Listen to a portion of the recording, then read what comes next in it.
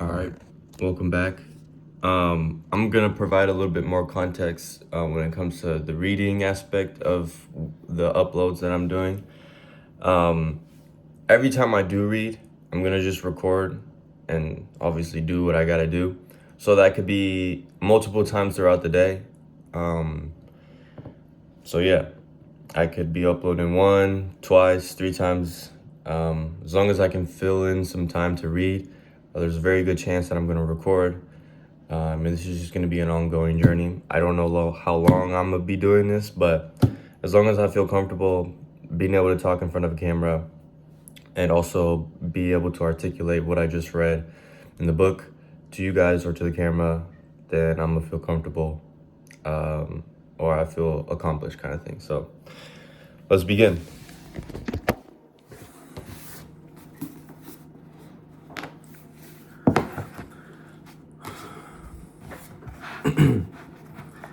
Proactivity defined.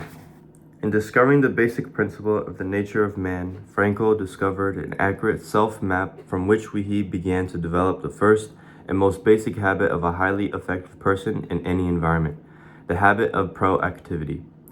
While the word proactivity is now fairly common in management literature, it is a word you won't find in most dictionaries. It means more than merely taking initiative. It means that as human beings, we are responsible for our own lives. Our behavior is a function of our decisions, not our conditions. We can subordinate feelings to values. We have the initiative and the responsibility to make things happen. Look at the word responsibility. Responsive ability. The ability to choose your response. Highly proactive people recognize that responsibility. They do not blame circumstances, conditions, or conditioning for their behavior. Their behavior is a product of their own conscious choice based on values rather than a product of their conditions based on feeling. Proactive model. Because we are, by nature, proactive. If our lives are a function of conditioning and conditions, it is because we have, by conscious decision or by default, choose to empower those things to control us. In making such a choice, we become reactive. Reactive people are often affected by their physical environment. If the weather is good, they feel good. If it isn't, it affects their attitude and their performance. Proactive people can carry their own weather with them. Whether it rains or shines makes no difference to them. They are value driven, and the value is to produce good quality work. It is a function of whether the weather is conducive to it or not. Reactive people are also affected by their social environment, by the social weather. When people treat them well, they feel well. When people don't, they become defensive or protective. Reactive people build their emotional lives around the behavior of others, empowering the weaknesses of other people to control them. The ability to subordinate an impulse to a value is the essence of the proactive people. Reactive people are driven by feelings, by circumstances, by conditions, by their environment. Proactive people are driven by values. Carefully thought about, selected, and internalized values. Proactive people are still influenced by external stimuli, whether physical, social, or psychological, but their response to the stimuli, conscious or unconscious, is a value-based choice or response. As Eleanor Roosevelt observed, no one can hurt you without your consent. In the words of Gandhi, they cannot take away our own self-respect if we do not give it to them. It is our willing permission, our consent to what happens to us that hurts us far more than what happens to us in the first place. Admit this is very hard to accept emotionally, especially if we have had years and years of explaining our misery in the name of circumstance or someone else's behavior. But until a person can say deeply and honestly, I am what I am today because of the choices I've made yesterday, the person cannot say, I choose otherwise. Once in Sacramento, California, when I was speaking on the subject of proactivity, a woman in the audience stood up in the middle of my presentation and started talking excitedly. It was a large audience, and as a number of people turned to look at her, she suddenly became aware of what she was doing. grew embarrassed and sat back down. But she seemed to find it difficult to restrain herself and started talking to the people around her. She seemed so happy.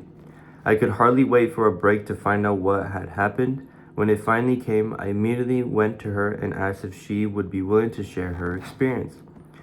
"You just can't imagine what's happened to me," she exclaimed.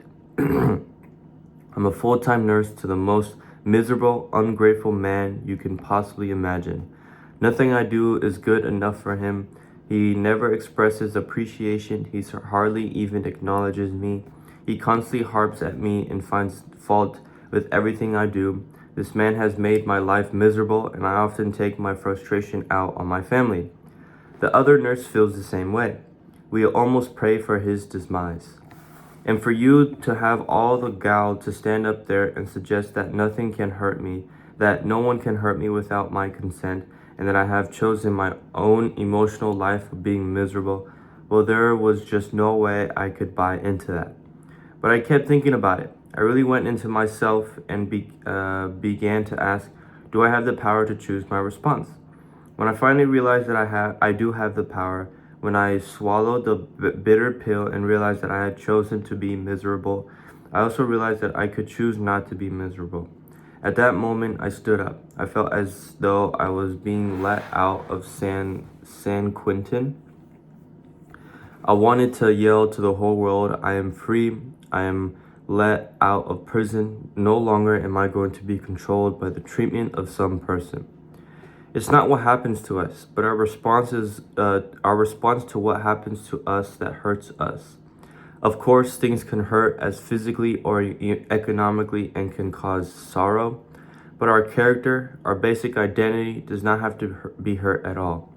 In fact, our most difficult experiences become the crucibles that forge our character and develop the internal powers, the freedom to handle difficult circumstances in the future and to inspire others to do so as well. Franco is one of many who have been able to develop the personal freedom in difficult circumstances to lift and inspire others. The autobiographical accounts of Vietnam prisoners of war provide additional persuasive testimony of the transforming power of such personal freedom and the effect of the responsible use of that freedom on the prison culture and on the prisoners, both then and now. We all have known individuals in very difficult circumstances, perhaps with a terminal illness or a severe physical handicap, who maintain magnificent emotional strength. How inspired we are by their integrity.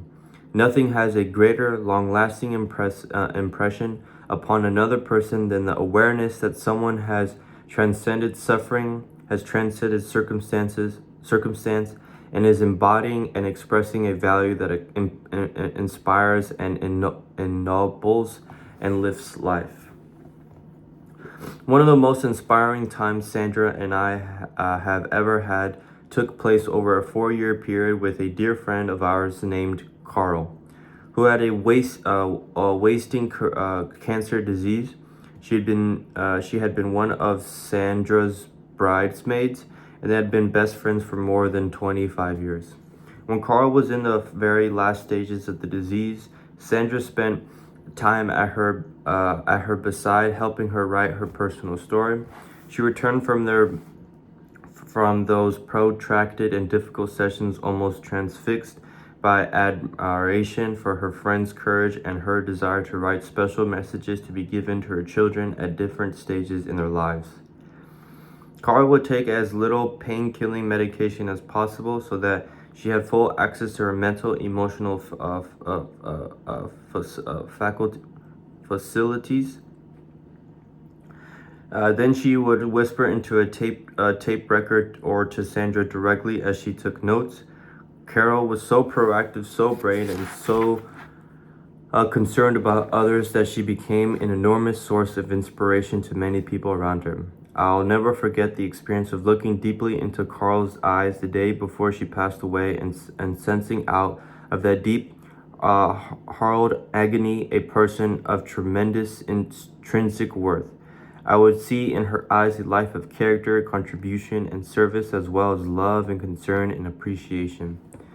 Many times over the years, I've asked groups of people how many have ever experienced being in the presence of a dying individual who had a magnificent attitude and communicated love and compassion and served in unmatched ways to the very end. Usually, about one-fourth of the audience responded in the affirmative.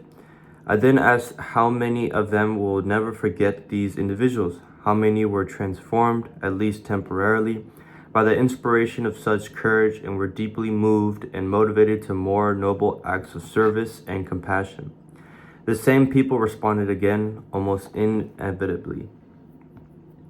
Viktor Frankl suggests that there are three central values in life: the experimental, or that which happens to us, the creative, or that which we bring into existence, and the attitudinal, or our response to difficult circumstances such as terminal illness. My own experience with people confirms the point Frankl makes, that the highest of the three values in attitudinal in the paradigm or reframing sense. In other words, what matters most is how we respond to what we experience in life. Difficult circumstances often create paradigm shifts, whole new frames of reference by which people see the world and themselves and in others in it, and what life is asking of them. Their larger perspective reflects the attitudinal values that lift and inspire us all. Taking the initiative. Our basic nature is to act and not to be acted upon, as well as in enabling us to choose our response to particular circumstances. This empowers us to create circumstances. Taking initiative does not mean being pushy, obnoxious, or aggressive. It does not mean recognizing our responsibility to make things happen. Over the years, I have frequently counseled people who wanted better jobs to show more initiative, to take interest in aptitude tests, to study the industry, even the specific problems the organizations they are interested in are facing, and then to develop an effective presentation showing how their abilities can help solve the organization's problems. It's called solution selling, and it is a key paradigm in business success. The response is usually agreement. Most people can see how powerfully such an approach would affect their opportunities for employment or advancement, but many of them fail to take the necessary steps, the initiative to make it happen. I don't know where to go to take the interest and aptitude test. How do I study industry and organizational problems? No one wants to help me. I don't have any idea how to make an effective presentation. Many people wait for something to happen or someone to take care of them, but people who end up with the good jobs are the proactive ones who are solutions to problems, not problems themselves, who seize the initiatives, do whatever is necessary, consistent with correct principles to get the job done. When someone in our family, even one of the younger children, takes an irresponsible position and waits for someone else to make things happen or provide a solution, we tell them, use your R and I, resourcefulness and initiative. In fact, often before we can say it, they answer their own complaints. I know, use my R and I.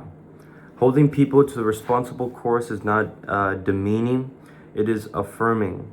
Proactivity is part of human nature, and although the proactive muscles may be dormant, they are there. By respecting the proactive nature of other people, we provide them with at least one clear, undistorted reflection from the social mirror. Of course, the maturity level of the individual has to be taken into account. We cannot accept high creative cooperation from those who are deep into emotional dependence, but we can at least affirm their basic nature and create an atmosphere where people can seize opportunities and solve problems in an increasingly self-reliant way. I'll take a pause there. But one thing that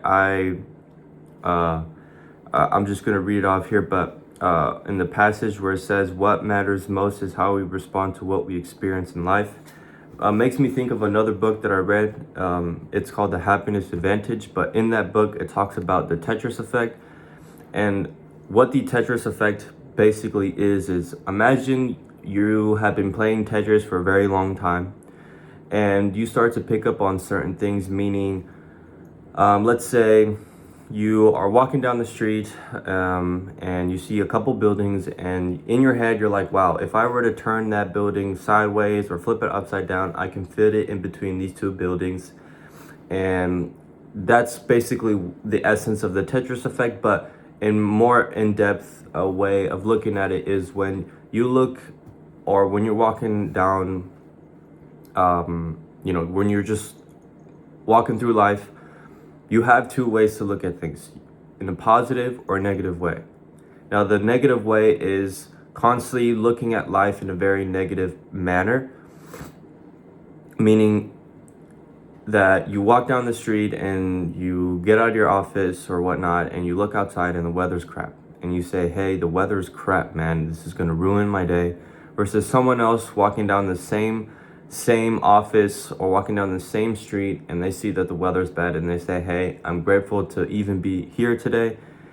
And I think that's what this book is also talking about, how sometimes in life it's not so complicated, and it's more of feeling gratitude every single day and saying, hey, perhaps I may have an illness like Carl had, but I'm still gonna take it for granted. I'm not gonna take it for granted, excuse me. I'm gonna write these notes. I'm going to appreciate my children, and at every stage of their life, I'm gonna write a passage saying how much I appreciated them and whatnot. And I think that's a powerful message to those who perhaps are having a hard time during life, that are, like I said, have a Tetris effect of negativity, always looking at life in a negative way, and being able to stay positive, be grateful at life, I think really goes a long way. And yeah, I think that's probably one of the key takeaways that I took away from this passage, is, that last sentence, or the sentence that says what matters most is how we respond to what we experience in life. So yeah.